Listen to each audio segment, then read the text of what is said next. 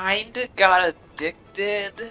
Since I played last week, I've been playing a lot more, and I've gotten to New Game Plus 3. I've beaten the game 3 times over since last week.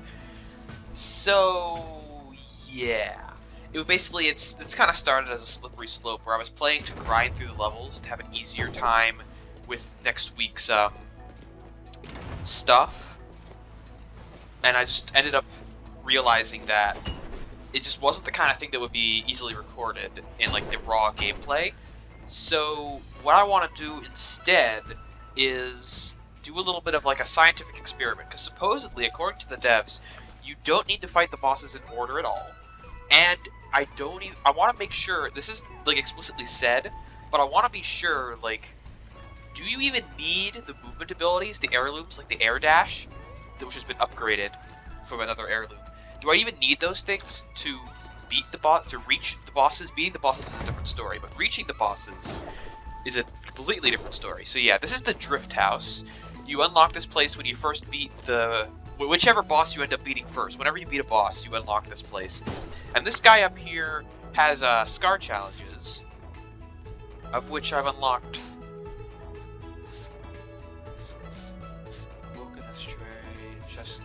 Oh, does Lamech not have a prime scar? Yeah, this is the Scars of Erebus menu, where they're basically like challenges. Like a simple start, it's just like you get a bunch of waves of enemies in the tower, you gotta kill them as fast as possible.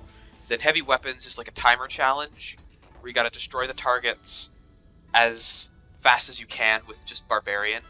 And they're all interesting little challenges, and I've done a bunch of them. I've gotten like gold on everything except Bladed Rose and Closed Space, because these are just... Closed Spaces is really friggin' hard, and Bladed Rose I just haven't taken the time to do. But these guys are Karis and Karis. They're both named Karis, and they offer soul upgrades. So you get souls by killing the bosses, and you change the souls in for upgrades, like increasing your max equipment level and unlocking subclasses. But we also get a preferential treatment down here at the bottom. Very, very good thing to do. And we're going to swap this out for Bard, because we need a Bard to do what we're going to do today. Yeah, and then we're going to drop down into New Game Plus 0, and we're going to take off our Prime Burdens, because that is not going to help us do anything. Going to an easier thread, higher level items will not drop, bosses and teleporters will reset. Give it a shot. Right. Blah, blah, blah. Send me.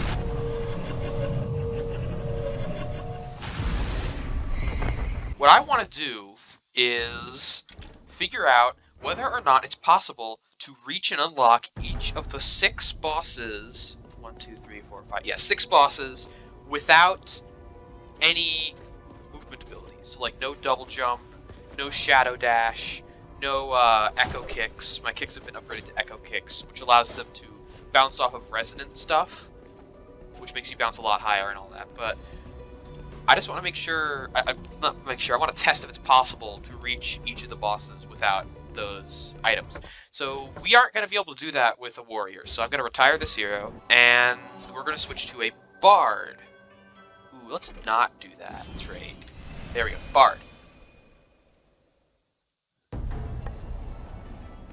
Okay, so the Bard is the most mobile class in the game, because, well, they're kind of all based around spin kicks, and honestly, I really don't like the Bard, because their only method of attack aside from spin kicks is these notes that go out to a fixed distance. But the good thing about the notes is that you can spin kick them, and that's going to be useful for getting into a lot of places. I don't know if you need echo kicks to kick the notes. I hope you don't, because that would kind of render the class reliant on a single heirloom. But yeah, I would start a new file, so I wouldn't be able to use the heirlooms at all, just not get the heirlooms. But that would mean I'd have to grind up to all the classes again, and I'd have to grind out all the gold. And there are house rules. But I'm not going to use... I could turn the enemy health and damage down, but really that wouldn't help me get the gold, and the gold is what I really need. I guess I could make like things easier so I can push into higher areas and get more gold easier, but I'm really just here for the testing, so I'm not going to worry about doing that. because I'd still need to do a heck of a lot of grinding. I don't want to even do this with more than one class. So let's go ahead and go in, and we're gonna do things. So there are a bunch of different classes. Oh, wow, man, I just take no damage. That's the point here. This is not about stats. This is about the movement itself. I'm not gonna worry about using movement abilities in this area, because this area is meant to be traversed with no movement abilities, the Citadel specifically. So yeah, when you spin kick off the notes, it creates an explosion. Ah, Tower of Lights. Oh, and while we're here, while we're doing this thing through all the bosses and all the areas, I might as well find the hidden empathies. So Lamech's is here. This is the Tower of Lights, and I believe it's right there. No. It's right there. There we are. Just grab that pizza. Not that I need it. Yeah, so there's a lore entry where Lamech says he's got a hidden room between the 5th and 6th lanterns in the Tower of Lights. From the top, apparently. Yeah, and this is his tower, Tower of Lights. And as you get up here, Ceremony of Return draws near, and I have yet to act on this rebellion. If I invaded the village, I could crush them before it even started, but that would only be a temporary solution. And attacking now would reveal my hand. I can stop the rebellion, but I will never discover which of the estuaries are on their side. There's only one solution to this conundrum. I shall let the ceremony continue as planned.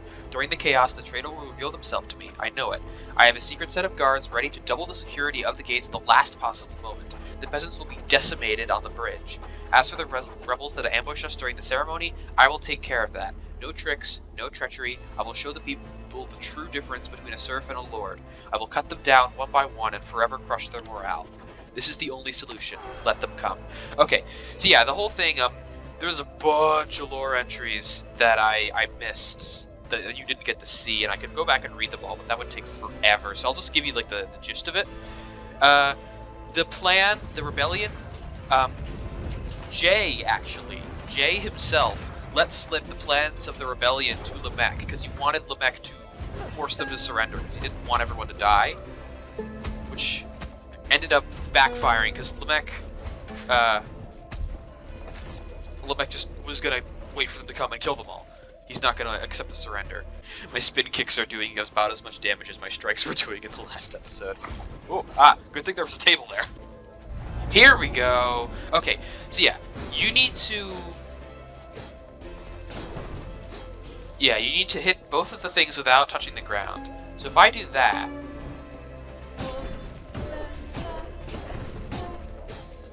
oh no, it doesn't work.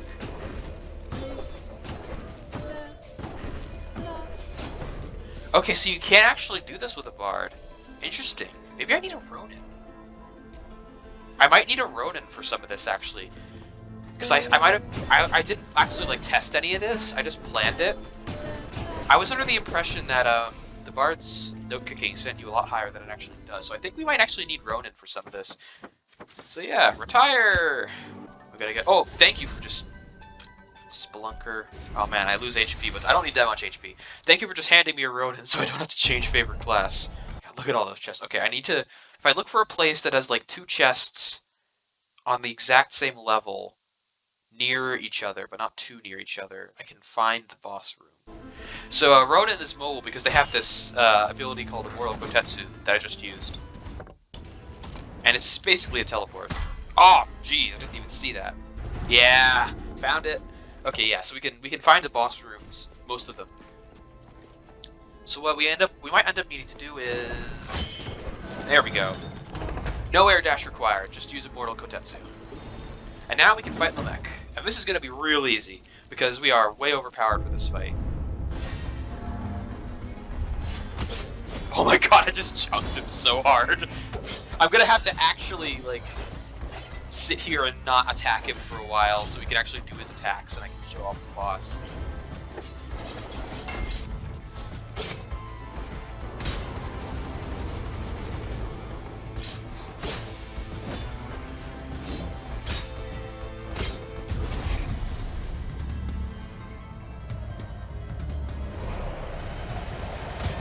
Ow. Man, those homing fireballs are the hardest part of this fight. Without question. Oh jeez, laser!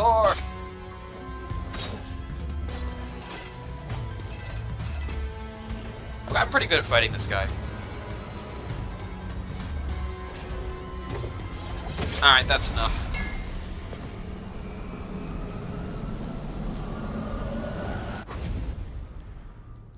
The others are going to be a lot harder, I'm assuming. I could also like try and just beat the bosses with only spin kicks.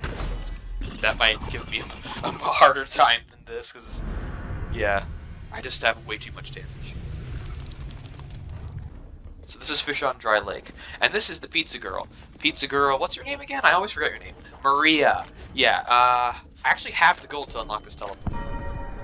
I don't actually need to do that. It's unlocked the moment I get it in the room, but the moment the run ends, it becomes locked again. But paying her the gold unlocks the teleporter for all future runs. So I can teleport to, like, even if I die now, I can still teleport to there from the entrance. Whereas normally I can only teleport to places I've been in that run. Okay, here we are, Access Mundi. I don't have the gold for this teleporter.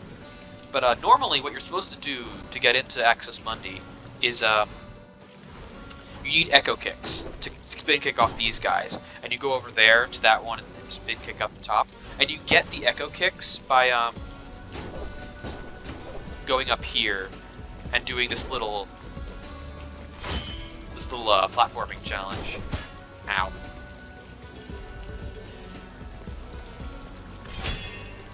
The reason the relic was there, but there's not even, the heirloom was there rather. There's not even the relics there anymore. Man. Oh, really? Anyway, I don't really have time to go all the way to the top. But yeah, then you use that, and you get the hint for that in here. The journal entry that's normally in here when you first come there says that there's an entrance at the top there, and you can see it. So what we're going to do instead is Kotetsu, because that just gets you everywhere. And now what we need to make sure of is that we never ever use spin kicks on resident stuff in this area. No spin kicks and no air dashes. Oh yeah, you can stand on the sentries. It's the only enemy you can stand on. So no spin kicks and no air dashes throughout this area. And that's pretty much all we need to care about.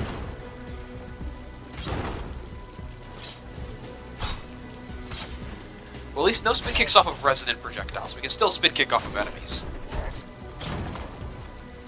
So yeah. This feels a little loud. I'm gonna turn the sound down a bit. There we go. I'm probably hallucinating. Oh, jeez. Yeah. So this is Access Mundi. These are not residents, so I can spin kick off of them. So you can look around by holding Alt. Oh yeah, I can't use air jumps either. No movement abilities at all. Ow. Which is gonna make this a bit more difficult than I'm. Oh, I can't stand on that. Oh, it's on cooldown. Man, just yeet myself. There we go. We're really gonna need Kotetsu to get pretty much everywhere when we're not using movement abilities. But that's what makes Ronin so powerful. One of the places we need to use it to get is up here, into Pizza Mundi. So this is where you find the Pizza Girl. Once you talk to her here, you unlock her for all the runs. And there's a crack in the wall here. If I had Dwarfism, I could slip back there, and there'd be a scar back there. But I already have that scar, and I don't have Dwarfism, so... Oh man, you really gotta be above those platforms, and not on the platforms. There we go. Okay, and up here is another area I want to unlock the teleporter for. I don't have enough gold to pay to unlock it, but I have it unlocked for this run. This is the Sun Tower. This is area 5, I believe. Whatever the risk level is what the area is. You're meant to do them in order of risk level. Can't get that chest, or I just don't really care about the chests. Oh, okay. I am going to use damage boosting as a valid tactic, because I'm pretty sure we're going to need to damage boost to do some of the later stuff. Oh, I air jumped there. I would have just had the damage boost to not air jump. But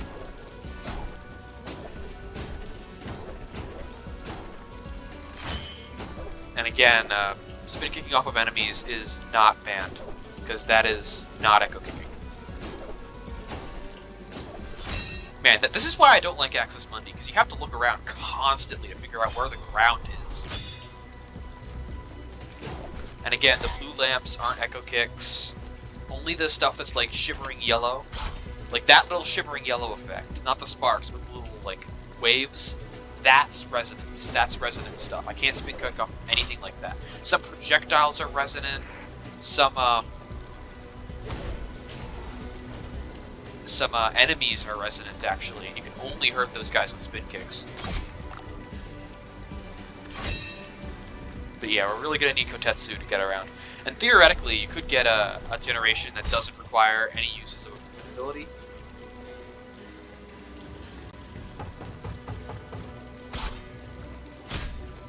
But I don't want to really have to reset constantly to rely on that, so we're just gonna use Ronin to get everywhere. Because we're gonna need Ronin to get into some of the boss areas anyway. Okay, here we are at the end, and what we need, the empathy here is hidden, quote, in the lights. The path is revealed in the lights, and what that's supposed to mean is those torches way up on the wall that you can't even see point to that spot there behind the water wheel. Which is just the most completely BS hint I've ever seen, I just want to say. That just makes no sense. You can't even see the clue, and like, even as I jump up in here, like, do these really point toward there? Is the path really revealed in the lights?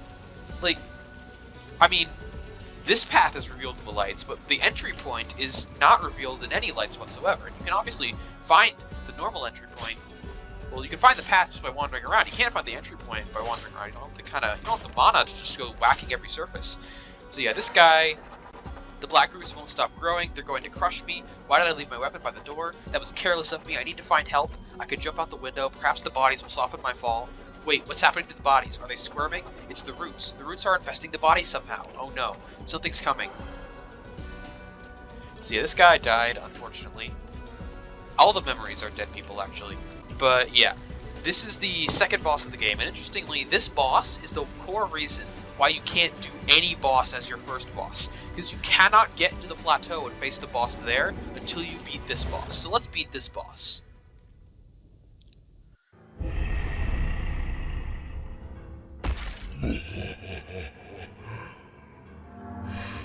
Void Beast, Bjarth! Bjarth! Oh my god, I'm doing... It looks like I'm doing just as much damage as I did to Lamech. And technically I am, but Oh, big bone. Haha! I don't need your stinking echo kicks. I have hitboxes on my side. Technically, he just has a smaller health bar because it's segmented into two guys. Him and his crewmate Halfar. These guys are the best names ever. I don't need your stinking echo kicks. I'll do this hitless. Never mind, I won't do this hitless. I won't get hit by the big bones at least. My retaliation killed him. Yeah, I'm just gonna blitz through these guys because they only have the 3 attacks: the jump, throw, and the big bone. Oh no! Maybe I should have left the prime burdens on for these guys because these guys are pretty easy. Yeah, I think I'm going to do the rest of the bosses using only spin kicks because this is just way too fast to actually be entertaining. So we get our stuff, our paltry fee of gold, and we get our portrait. And now the hidden empathy for Nama is actually right in this room. Ah, man, I need another use of Kotetsu to get up there. So normally you gotta double jump up to this place. Oh man, I can't Kotetsu that high. It won't let me when I jump. Okay, hold on. Oh man, I can't get that high. I actually can't get the empathy without double jumping.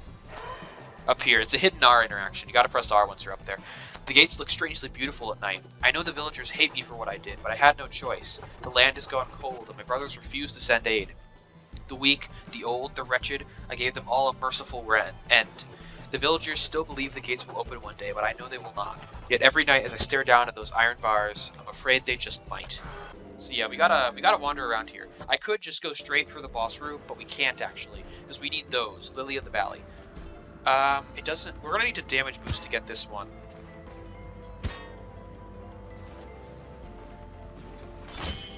Yeah, These cost 9 resolve to carry. It's that weird number because I only have one level in the relic resolve reduction, which is minus 1% resolve for each relic. Like this is 34 instead of 35, 14 instead of 15. And I can't kill these little fly guys because they're resident, and I need an echo kick to kill them. And I can't echo kick because I technically am not supposed to have the. Oh, did I double dash there? Yeah. Okay. I'm technically not supposed to have echo kicks at this point. Under the rules of this challenge, at least. And the shadow dash. Ooh. Hold on, I gotta redo that room because I double jumped. I thought I could slip under it like I did the last time. Apparently, yeah, not dashing is too slow. Yeah, I can actually like dash up to twice as long, and you see that extra wave behind me? That means I'm extending my dash.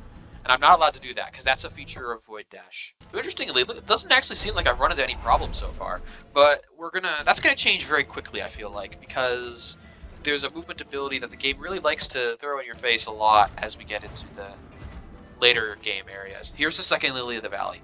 Now, normally you're supposed to need the double jump to do this, the air jump. And you're supposed to echo kick off of those, but I'm just gonna Kotetsu over here.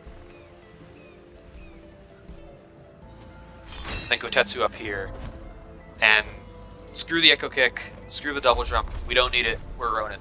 Yeah, normally you don't really, oh man, I flubbed that. You don't need anything to get in there, aside from the Lily of the Valley, and you only need them once. Every boss chamber only needs to be unsealed once. There we go. Might as well grab this. Might need to unlock a teleporter. I probably should unlock the other teleporters, if I can. If I don't die in this fight. Your offering is accepted, the lilies have been taken, and your sacrifice has been cleansed. The doors are now forever open to you, and I get my resolve back when that happens. So I'm not holding 18 resolve worth of lilies. And this is Nama, my least favorite boss. Well, not my least favorite, but the one I personally find the hardest. Although her music is interesting. Spin kicks only. Oh no! No, I just realized. I can't actually kill those guys. So I'm gonna have to face tank them for the entire fight, and I can't spin kick off of the platforms either. I have to lead these guys around the entire fight. Oh man, I accidentally spin kicked them. Maybe I don't want to spin kick this fight because you actually need echo kicks to really go anywhere here. I'm killing her really fast anyway. If I accidentally spin kick one of those, I need to take a hit from the other, just as punishment.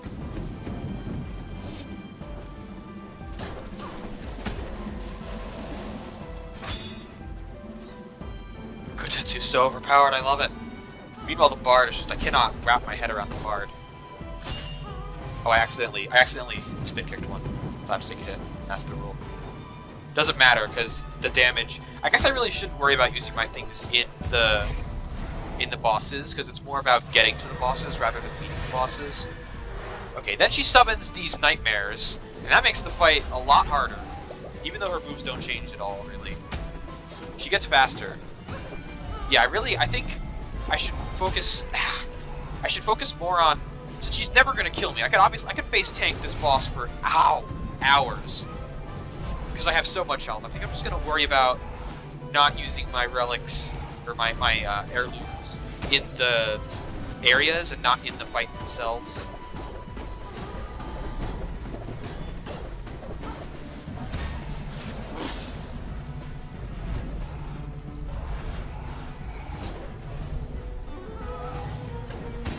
Oof. Yeah, I'm not even half health and I'm taking so many hits.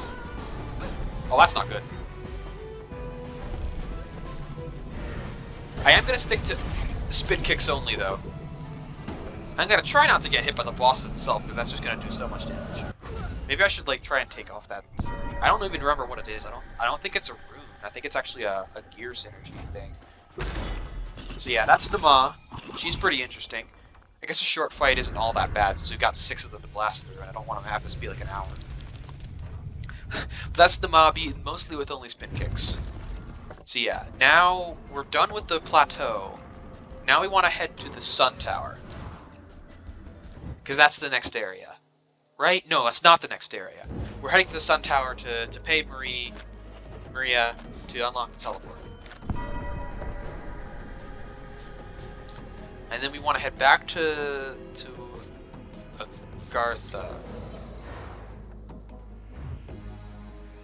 Because the next area is the Stygian Study, which is at the top side of Citadel Agartha. Because the Shadow Dash, you get the Shadow Dash in the study. Oh, the study's right up here. Nice. Thank you for being helpful. Thank you for being generous. The study is the Void Dash is probably one of the most leaned upon movement abilities in the later areas, and you really do need to use it a lot. So obviously, this is the one. I should have been going over all our options all this time. So obviously, we need to get up there to those platforms. And can I cancel this? No. Well, normally, what we need to do is double jump and land on these platforms, and to get up there to the top. But we don't need to do that because we can just Kotetsu up here. And if we had a bard, I bet we could, if we positioned the note right and jump from here, I bet we could spin kick off the note and land on there. And of course we could use the Ranger's Ivy Canopy as a bootleg double jump. I think if we went from here and charged up the Dragon Lancer's like flying charge attack, we could get up there as well, because you can control that in the air and it goes up. If we had Clown Anthropy, we could spin kick up this side of the wall, because Clown Anthropy is a trait that allows you to spin kick off terrain. These dimensional platforms are annoying, by the way. They encompass this area, and when you stand on them, they only go around the area you're standing on. So, like, it's only this part of the platform now, and I can drop off it. And only resets when you jump. So you got to be careful about it. And you can't drop through them either, which is a mistake I keep making. So yeah, we can use Kotetsu, we can use Clown Anthropy. If we had Superfluid, we could, which is another trait that allows you to dash toward the mouse cursor. We could spin kick off the lantern and dash straight up. I don't think we can use the Assassin's Obscura ability, which gives them a movement speed boost. I don't think that gives them jump height, which is what we need to get up there. I'm trying to think about the other stuff. I bet if we went here and combat roll, the Duelist's combat roll doesn't get you enough height.